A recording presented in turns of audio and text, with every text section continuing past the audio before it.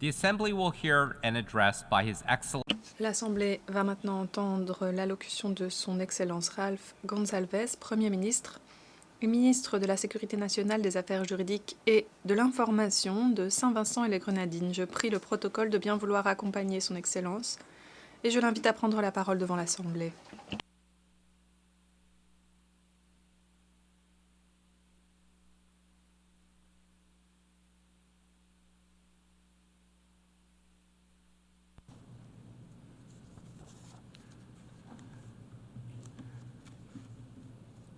Mr. President, Monsieur le Président, Excellences,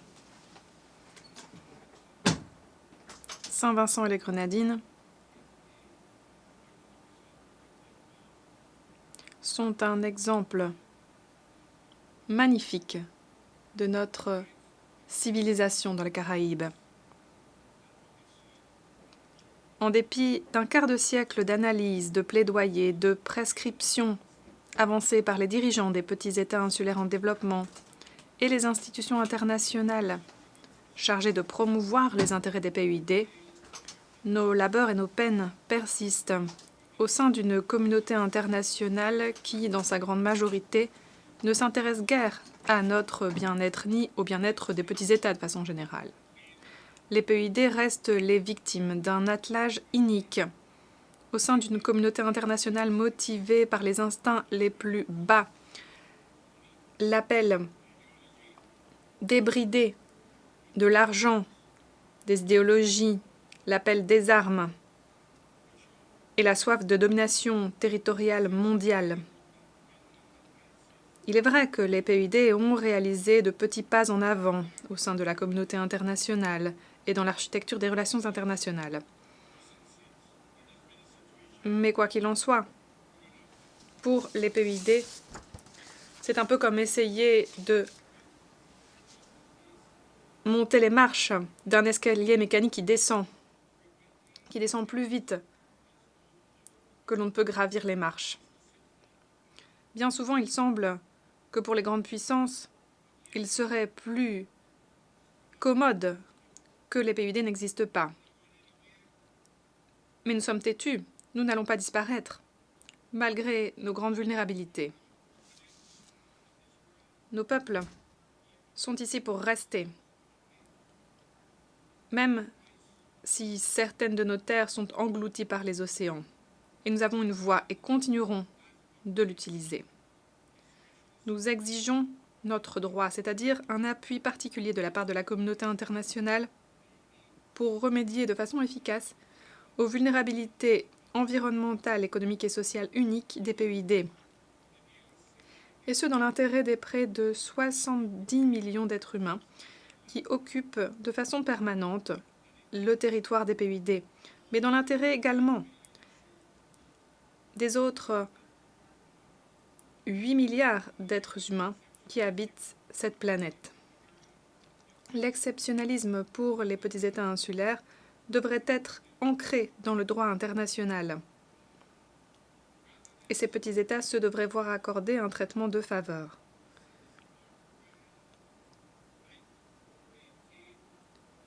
Loin de là, on demande aux PUID de lutter pour mériter même quelque considération que ce soit.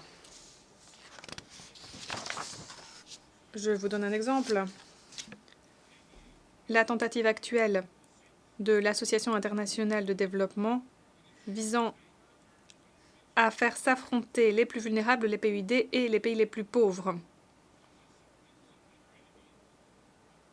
Dans sa quête visant à renforcer les circonstances dans lesquelles les PUID éligibles d'un niveau de revenu particulier comme Saint-Vincent et les Grenadines peuvent avoir accès à des prêts à taux préférentiels à travers le lien entre Banque mondiale et Association internationale pour le développement.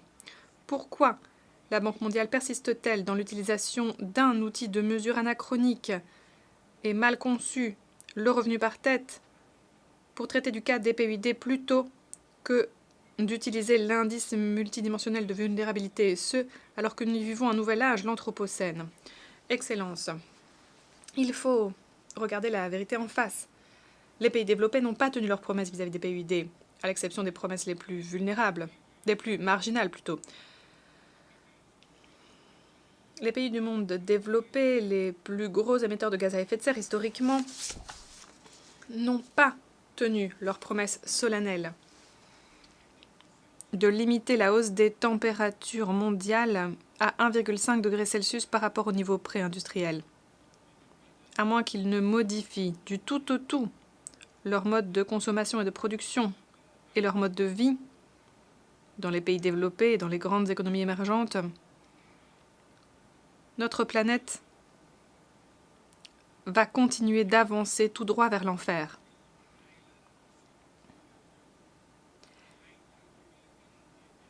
Et dans l'intervalle, les pays insulaires ou côtiers risquent d'être inondés, recouverts par des mers tourmentées, brûlées par les vagues de chaleur.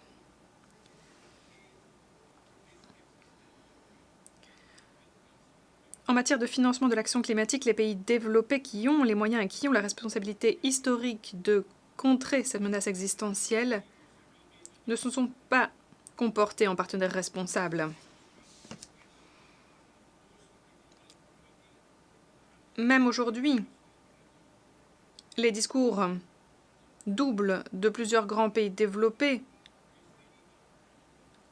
sont à couper le souffle, alors qu'on constate que la majorité de la communauté internationale souhaite transformer les institutions financières internationales pour les rendre à la hauteur de la tâche dans le monde d'aujourd'hui. Les hauts représentants de bon nombre de ces pays développés, en fait, ne font que proférer une adhésion de pure forme aux propositions innovantes de Bridgeton 3, portées par la communauté des Caraïbes, pour ensuite jouer la montre, reporter toute action à plus tard, notamment les plus essentielles.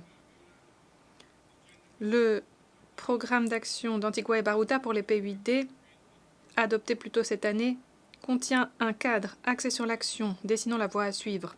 Et le pacte pour l'avenir que nous venons d'adopter à l'Assemblée générale des Nations unies est un document qui représente un cadre encore plus vaste et prometteur. Alors que nous faisons accès de plaidoyer pour les 39 PUD, nous embrassons également la cause des pays les moins avancés et des pays en développement sans littoral, c'est-à-dire des 92 pays vulnérables à l'intérieur du système des Nations Unies. Excellence. La dissatisfaction matérielle croissante concerne de plus en plus de personnes dans les métropoles, comme dans l'arrière-pays de tous les pays de ce monde extrêmement connecté.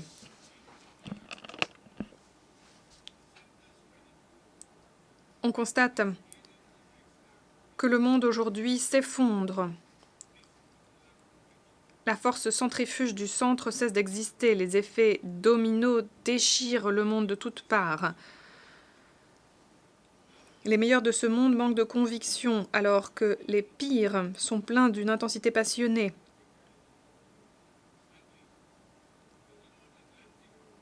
Hélas, dans les pays de l'Atlantique Nord, on constate que de plus en plus de personnes appuient une option néofasciste, dangereuse. Ils se tournent vers le passé, un passé illusoire.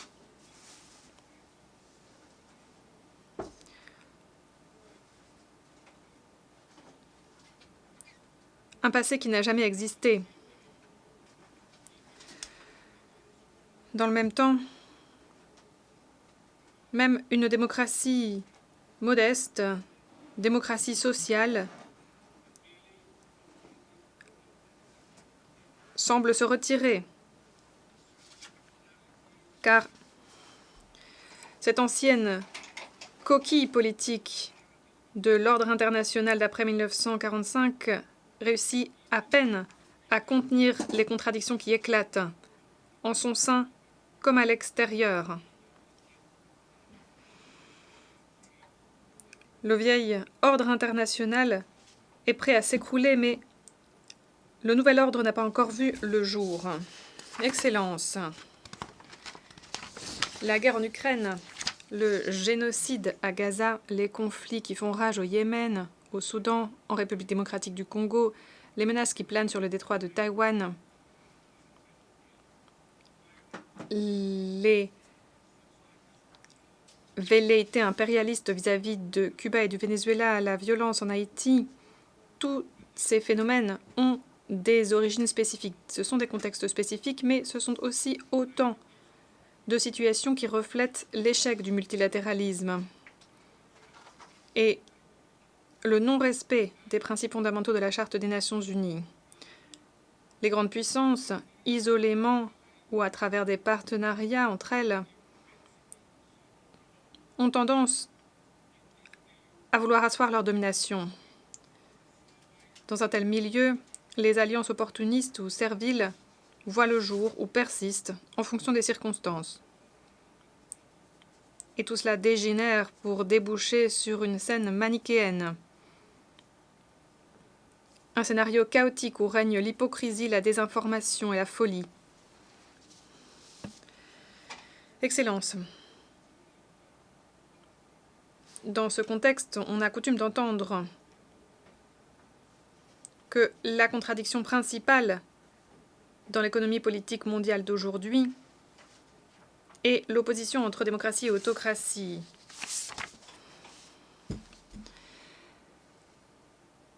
Mais pour autant que l'on défende cette fiction, cela ne fera pas disparaître les péchés du passé et les dictats cruels du présent. La réalité, c'est que la contradiction centrale sur la scène politique et économique d'aujourd'hui n'est pas l'opposition entre démocratie et autocratie, non. La contradiction principale continue de tourner autour d'une question matérielle fondamentale. Qui a quoi? Qui obtient quoi? Où, quand et comment? C'est une lutte pour la propriété, pour le contrôle et pour la distribution des ressources matérielles. Voilà ce qui constitue la base de l'hégémonie régionale ou globale. Partout, de plus en plus, les pauvres, les classes affamées, marginalisées, désavantagées, font entendre une clameur et s'organisent pour un avenir meilleur, un avenir différent, et pas pour un passé inacceptable, un présent où toutes les perspectives d'avenir sont bouchées. Non, elles demandent un avenir. Excellences, malheureusement, dans notre région, nous faisons l'expérience d'une réalité, c'est-à-dire que le fantôme impérialiste de Monroe continue de hanter les salles de marbre des citadelles d'un grand pays voisin, où les possibilités sont exceptionnelles, et ce au détriment des pays d'Amérique latine et des Caraïbes. Aucun pays sur notre continent ne peut raisonnablement être vu comme une menace sécuritaire ou d'une autre nature pour cette grande nation. Et pourtant, Saint-Vincent et les Caraïbes et les autres pays, Saint-Vincent et les Grenadines et les autres pays des Caraïbes ont souffert les dommages collatéraux et souffert directement également de l'utilisation comme arme du système financier et du recours à des sanctions, des mesures coercitives unilatérales iniques contre le Venezuela et contre Cuba. Ces sanctions sont des violations du droit international. Je demande à nos amis de relancer ces relations troublées dans l'intérêt de la paix, du respect mutuel, de la justice et de la prospérité. La communauté internationale continue dans son écrasante majorité et à très juste titre d'exiger la fin des sanctions unilatérales, des embargos, des déclarations injustes affirmant que Cuba appuie le terrorisme. Excellences, le 1er juillet 2024, l'ouragan Beryl de catégorie 4 s'est abattu sur Saint-Vincent et les Grenadines, la Grenade et la Jamaïque. Depuis l'aube du XXIe siècle, c'est la 12e catastrophe naturelle de taille à avoir frappé mon pays. L'ouragan Beryl a touché 1/5 de notre population et a entraîné des dommages économiques qui se chiffrent à 1/3 de notre produit national brut. Les travaux de reconstruction sont en cours Au nom du gouvernement et du peuple de Saint-Vincent et les Grenadines, je remercie tous les pays et toutes les organisations, y compris l'Organisation des Nations Unies, qui nous ont prêté main forte immédiatement après cette catastrophe. Hélas, en cette phase de reconstruction, nous sommes pratiquement seuls. Nous avons dû souscrire des prêts importants pour reconstruire nos infrastructures, ainsi que 5000 foyers, pour apporter un revenu aux personnes touchées et mobiliser un appui à la production pour les secteurs du tourisme, de la pêche et de l'agriculture. Je lance un appel en direction de toute la communauté internationale. Chers amis, apportez-nous une aide, non pas sous forme de prêts qui ont un coût important, mais sous forme de dons. Le relèvement et la reconstruction après chaque catastrophe naturelle, c'est un cycle qui creuse notre endettement. Des pays comme Saint-Vincent et les Grenadines n'ont presque pas contribué au changement climatique, à la hausse des températures, et pourtant nous sommes seuls sur la ligne de front. Nous sommes les premiers à en souffrir. C'est injuste. Nous devons choisir entre la mort et l'endettement. Excellence, la communauté des Caraïbes, l'Union africaine, la communauté des États d'Amérique latine et des Caraïbes, leur diaspora et toutes les personnes raisonnables de par le monde insistent pour dire que les nations européennes responsables du génocide des populations natives et de l'esclavage des Africains doivent payer des réparations. C'est une question de justice. Cette question ne va pas disparaître tant qu'elle n'aura pas trouvé une réponse appropriée. Excellence, les souffrances du peuple haïtien continuent d'être un fardeau qui pèse lourdement dans la conscience des Caraïbes. À travers les efforts du peuple haïtien, en collaboration avec les communautés internationales et régionales, notamment la CARICOM, les États-Unis, le Canada et le Kenya, quelques progrès ont été réalisés sur certains fronts, mais des défis dantesques restent à relever dans la sphère humanitaire, sécuritaire, politique et économique. Construire un pays libre, démocratique, pacifique et prospère exige l'engagement et l'action concertée de toutes les parties prenantes pertinentes à la recherche de solutions conçues par les Haïtiens et pour les Haïtiens. La lassitude n'est pas une option acceptable quant au dossier d'Haïti pour la communauté internationale. Excellence, dans notre région des Caraïbes, le défi de la criminalité violente est de plus en plus complexe. Il implique également l'importation d'armes à feu, de munitions, mais aussi l'exportation illégale de marijuana et le trafic de cocaïne en provenance d'Amérique du Sud. Il est évident que ce défi exige davantage de coopération internationale entre tous les pays concernés, les Caraïbes, l'Amérique du Nord, l'Amérique du Sud et l'Europe.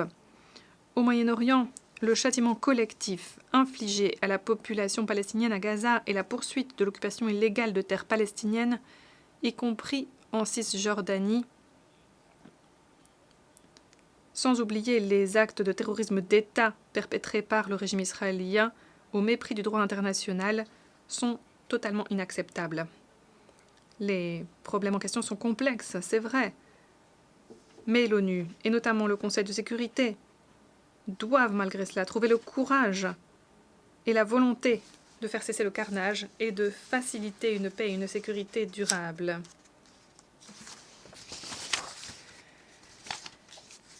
Excellence, les perspectives d'effondrement de la paix fragile dans le détroit de Taïwan sont alarmantes. Où que ce soit, à l'est comme à l'ouest, il est inacceptable que certains recherchent l'hégémonie et refusent le droit inaliénable d'un peuple à son autodétermination. Les mesures coercitives unilatérales par une grande puissance violent le droit international, que ce soit à l'est ou à l'ouest. Saint-Vincent et les Grenadines continuent d'exhorter à faire en sorte que Taïwan puisse participer pleinement au travail des agences spécialisées des Nations Unies, y compris en matière de santé, transport aérien, transport maritime, changement climatique, préparation aux catastrophes et politique mondiale. Excellence,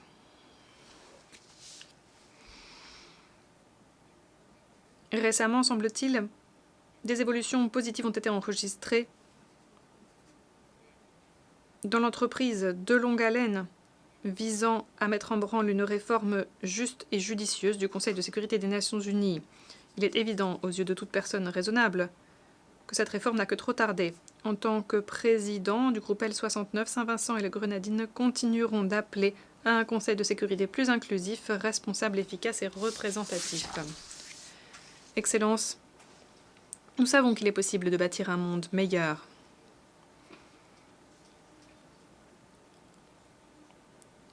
Les Nations Unies incarnent notre espoir d'un monde meilleur, fait de paix, de justice, de sécurité et de prospérité. Nous devons être à la hauteur de nos responsabilités, de nos obligations et de nos besoins, de nos moyens. Ne gâchons pas notre avenir, je vous en conjure. Merci.